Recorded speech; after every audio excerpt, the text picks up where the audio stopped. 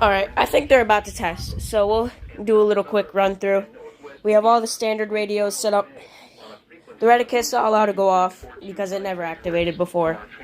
The Eton, I don't know, that's a maybe because its battery's about to die, so it'll probably go off for like 2 seconds and then turn off, but then we have the 3 up here. That's all I want today. I'm on the mood to set up every radio. You've all seen that, so I'll probably do that another day. So here we go. We're about to have the test. Here we go. That's it.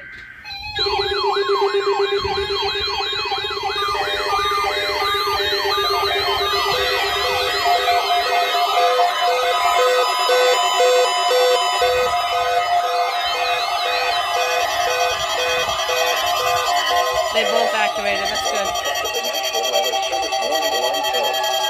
During potentially dangerous weather situations, specially equipped receivers are automatically activated to warn of the impending hazard. You shut up. These receivers by this system are normally conducted by the National Weather Service every Wednesday between 11 a.m. and noon. When there is a threat of or existing severe weather in the area on Wednesday, You could stop now. Until the next available good weather day. The warning alarms transmitted over National Weather Service radio stations in North Central and Northeast Illinois will be activated for watches and or warnings affecting all counties in North Central and Northeast Illinois, as well as counties in far northwest Indiana. Reception of this broadcast and the alarm tone will vary at any given location.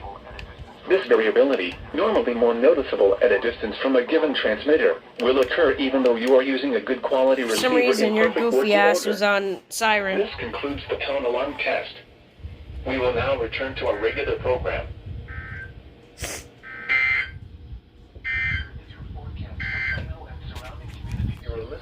Okay, so it was Plano that went off. Alright. Serving Chicago.